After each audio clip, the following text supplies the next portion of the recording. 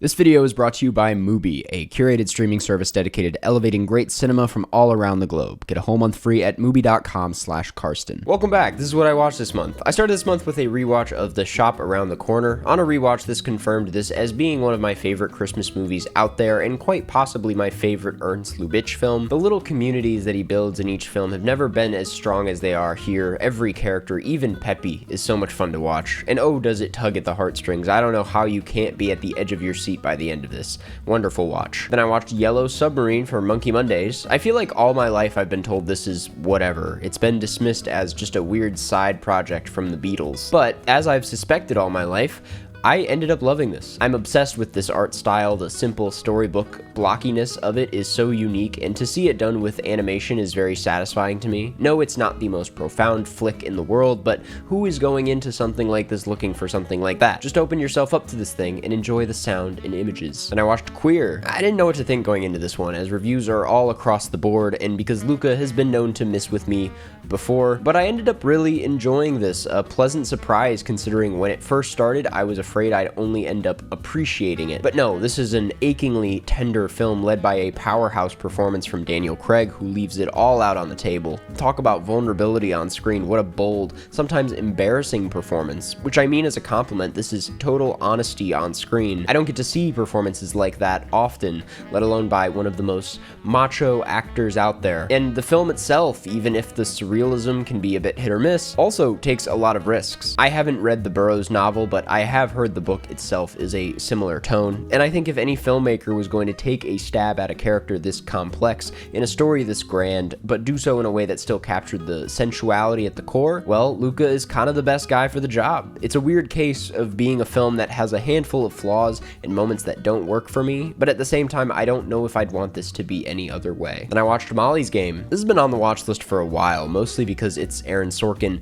and Jeremy Strong, and I thought the plot of a former Olympic skier who gets arrested for running a high-stakes poker game sounded fascinating, but I was deeply underwhelmed by this. I know it's been said so many times before, but Aaron Sorkin's scripts really fail to ever come alive when they aren't being directed properly, oftentimes by Aaron Sorkin. This, more than most of his films, shines a light on all of his weak spots as a writer. The exhausting rhythm, the endless facts being read off at a million miles per hour, the corniness. Don't get me wrong, when it works, it is peak cinema. It's electric, but when it doesn't, it's like kind of silly. The performances here, specifically Jessica Chastain, are all incredible. Jeremy Strong is very good. I was just frustrated by how clunky and disconnected this felt from any sort of humanity, something a much more skilled filmmaker would have been able to pull off. And I watched Career Girls. I wanted to get into some more Mike Leigh before Hard Truths in January, and for some reason Career Girls felt like the mood that night. This film is a bit disorienting, centering around this one friendship but told through three separate eras, but it makes up for it in being really easy to sink your teeth into. Leigh is a master at this, getting you to care about people who you might otherwise write off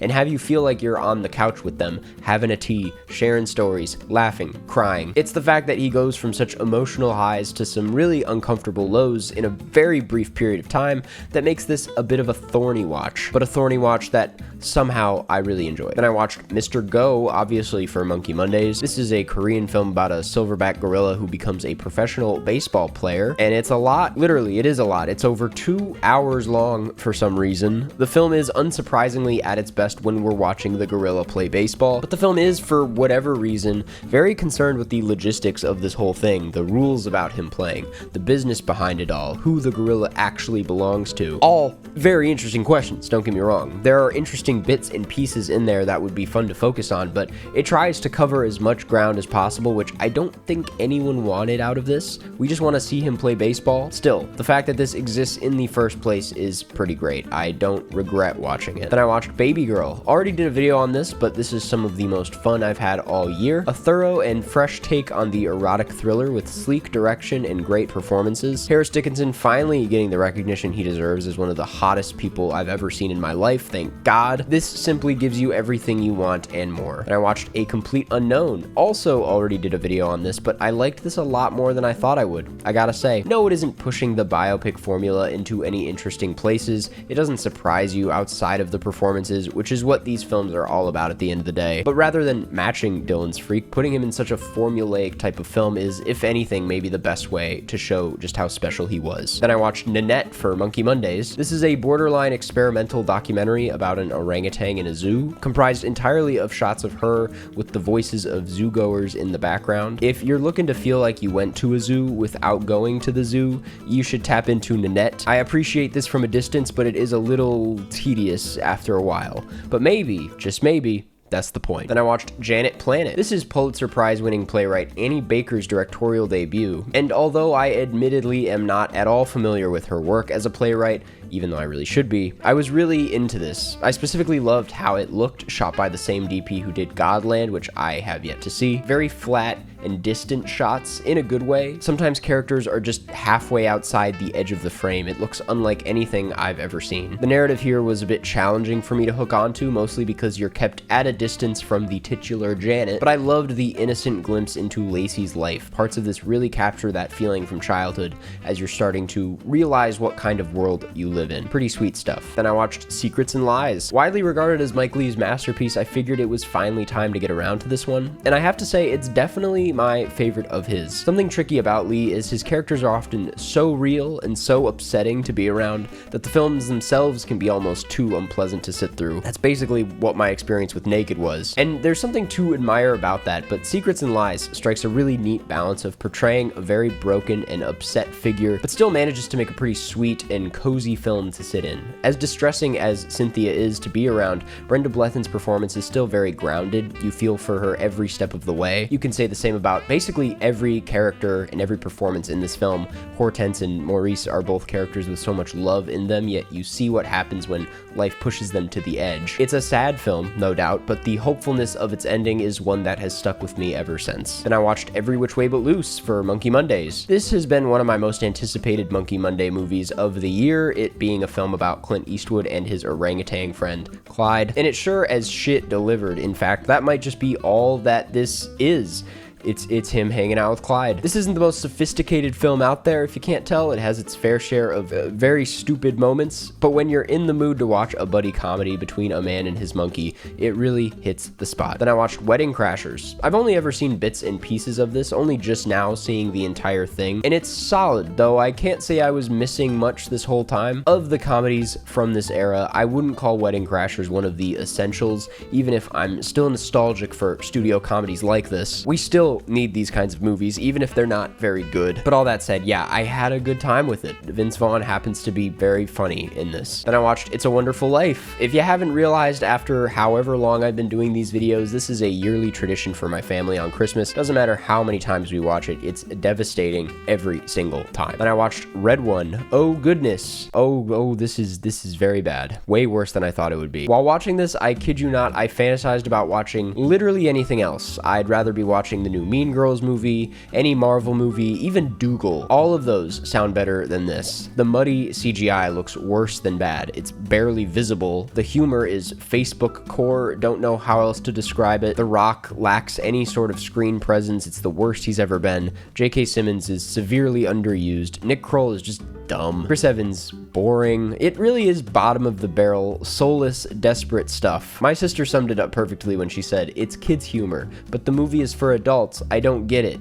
Exactly. Then I watched Nosferatu, the 1922 version. I'll be honest, this is probably my favorite silent film that I've seen. The fact that it not only invented this genre of horror, but is still one of the best examples of it, is pretty damn impressive. The shadows in this film are just stunning to look at. Max Schreck's Count Orlok is so captivating to watch. The pace is flawless. I have to admit, I was beating around the bush about watching this for a while, mostly because I assumed it'd be a bit slow, and I also wasn't crazy about the 1931 Dracula, but I was so wrong. This is a total blast and a beauty to look at. Then I watched Nosferatu, the 2024 version. This is what you clicked on this video for.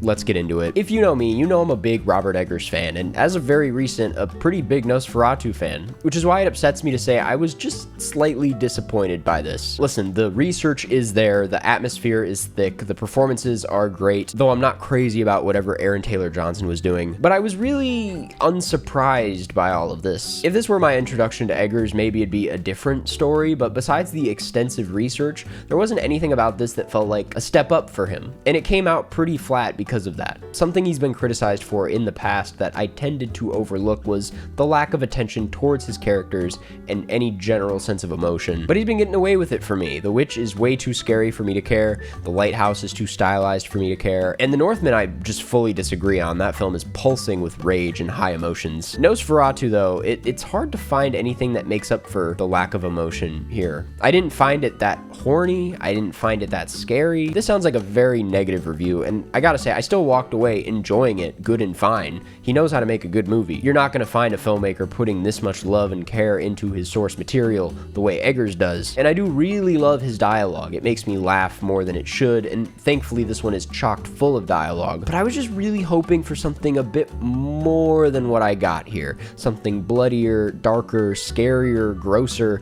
and certainly hornier. Then I watched Dahomey. This is a quaint little documentary about 26 royal treasures that are returned to Benin from France. The film is small, but the ideas here are large and linger with you well after it's over. I really admire Mati Diop's restrained approach to this. The first half is really just you watching the transportation and restoration process, which shouldn't work as well as it does, but it's weirdly hypnotic. It puts a level of attention on the works that can only really be emphasized through a film. You wouldn't get this same effect if you saw them in a museum. And once the City Hall section starts up, the film really lets loose on what this is all about, what living in a post-colonial world looks like, how to move forward, and what ownership really is. It's a very thought-provoking doc that gets there through very intentional, minimalist filmmaking. Definitely recommend. And I watched Carry On. It is pretty funny how easy of a sell this was to my parents. I said it was an action thriller starring the guy from the Kingsman films, and they didn't need to hear anything else. But it's a pretty good time. Very forgettable.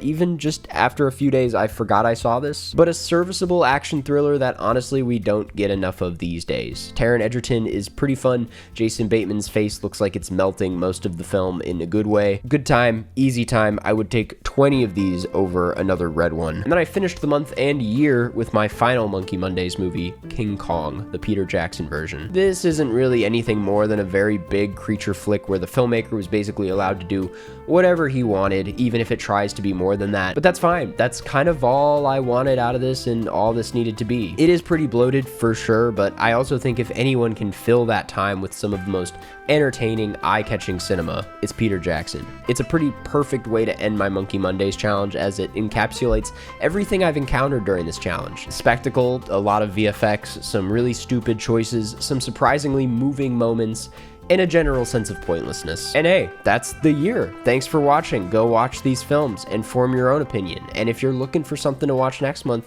you should check out this week's sponsor, Mubi. Mubi is a curated streaming service, a place to watch beautiful, interesting, and incredible cinema. From iconic directors to emerging auteurs, there's always something new to discover. With Mubi, each and every film is hand-selected by its team of curators. Discover the best of cinema at your fingertips, streaming anytime, anywhere. If your New Year's resolution is to watch more films, I cannot recommend Mubi enough. It is the best place to go to find underground, independent, international cinema that you really can't find anywhere else. And the fact that what's on there is hand-selected by its team of curators makes it super trustworthy. You know that whatever you watch, it's going to be worth your time. You can try Mubi free for 30 days at mubi.com/Karsten. That's mubi.com/Karsten for a whole month of amazing cinema for free.